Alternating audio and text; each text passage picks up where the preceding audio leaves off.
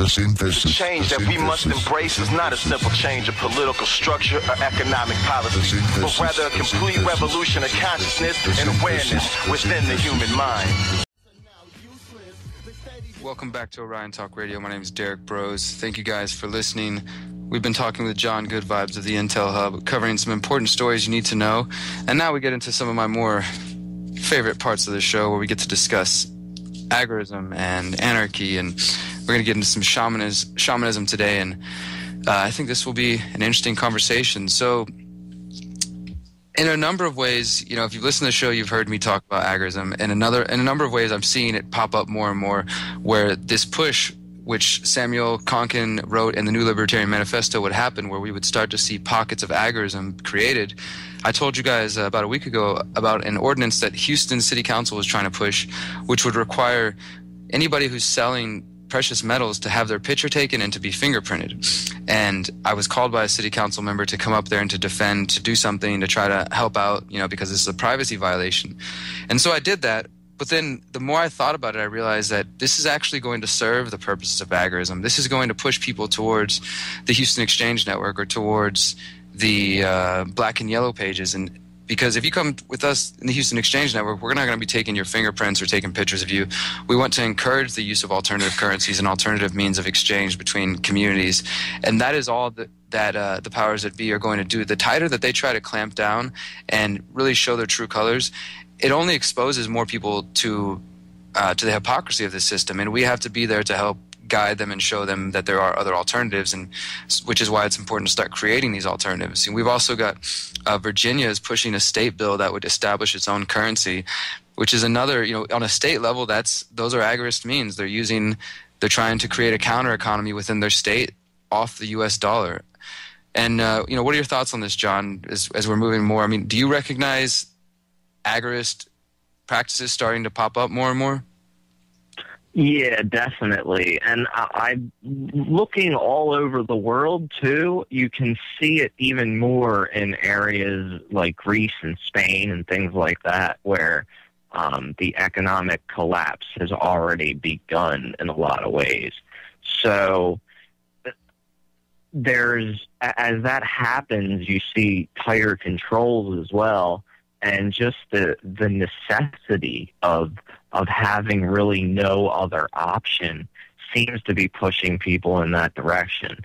And unfortunately, as you and I both know, in the alternative media trying to change people's worldviews, it really doesn't happen for a lot of people until they're faced with a certain situation and they have no choice but to get through it a certain way, and then they learn from that, you know what I'm saying?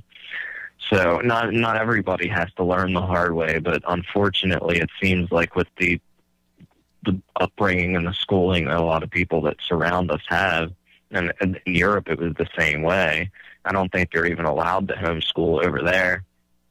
So it's the same kind of mentality where people are just not going to learn until the last minute. And have you seen a little bit of that as well? Like a panic almost, and then the solution of agorism kind of just popping up out of a necessity. Well, and Konkin wrote about this, and he said that, you know, we were going to see. I was actually just kind of going over the New Libertarian Manifesto last night, and he was discussing how we have to kind of be prepared for this, that as the economy breaks down, there's going to be some people who immediately they get tricked to going back, which what they think will be new solutions, which are only going to lead back to statism, and other people who try to pursue political means, creating political parties. And then there's going to be other people who are just kind of in the chaos and don't know what to do. And that's, you know, it's sort of a race towards, can we, those who are choosing to be agorist entrepreneurs and create these systems, can we reach these people in their time of turmoil and get to them and say, hey, here's some seeds, here's some alternative currency, come connect with what we're doing, and start to establish those networks as an alternative to people going to get help from FEMA or to rioting and things like that. Because, yeah, the control apparatus, whether you call it the elite, the Illuminati, the New World Order, or whatever, they're going to do everything they can to maintain that power, which is why we're seeing the media give this illusion that everything is fine and everything's under control. But more and more, we're seeing people recognize that the dollar is collapsing and that we need to pursue methods to become more sustainable. And, the thing I was mentioning in Houston about the city council ordinance going after precious metal dealers, that came from HPD giving a presentation saying that there has been a rise in the precious metals market, which has caused a rise in theft, which is causing us to implement these new measures. So you see problem, reaction, solution happening there. But you also can see that that the authorities are taking note that people are moving towards alternative currencies. Oh yeah, definitely. And I mean, they've released all sorts of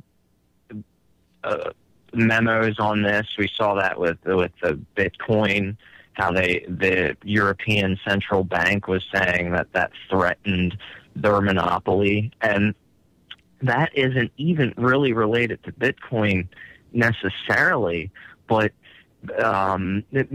Bitcoin has spawned tons of electronic alternative currencies that are more localized in certain communities, especially in some of those areas like I was talking about in Spain and Greece, where it's already deteriorated to a certain point.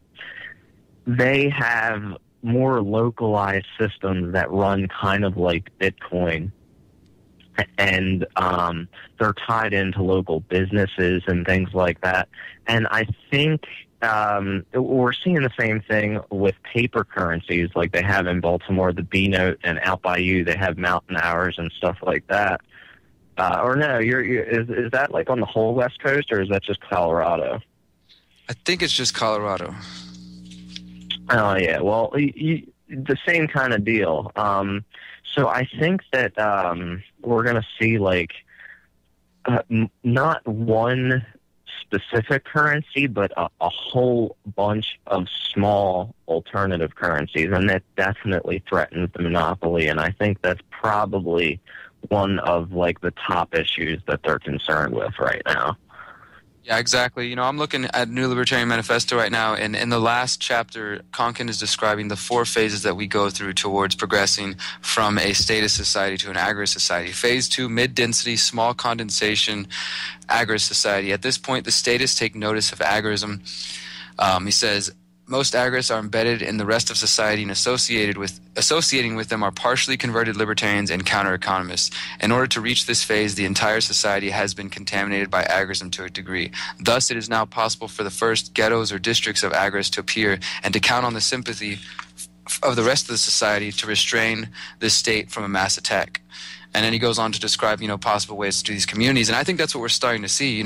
I know that that's what we're working towards, that people like John Bush and Adam and others who really push the message of agorism, but not only push the message, but one thing that I really love about this, and one of the other correlations that I see to certain spiritual practices that we're going to get into, is that it is a philosophy of action.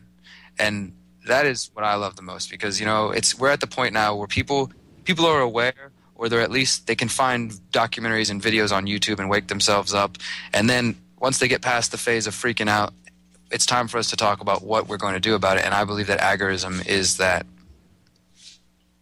I agree 100% that is one of our primary solutions, because the economic system is one of the primary chains that they have on us, and if we're able to figure out how to provide goods and services without those chains, then that is like 99% of the battle, I think. I mean, well, most of the battle is in the mind, but you know what I mean. Exactly, and we have to create an alternative, because as you said, in Greece and Spain and in where the European Union is collapsing, these systems are already being created, or they're being created as a reaction, as a response to what's happening. We can be proactive, we can be forward thinking, and see some of these ideas that Konkin and others have predicted by studying the economics of the situation and by just thinking of solutions. I mean, it seems like such a radical, revolutionary idea to think, wow, let's just create our own institution, let's just create something new. But I think it's probably the key to our future.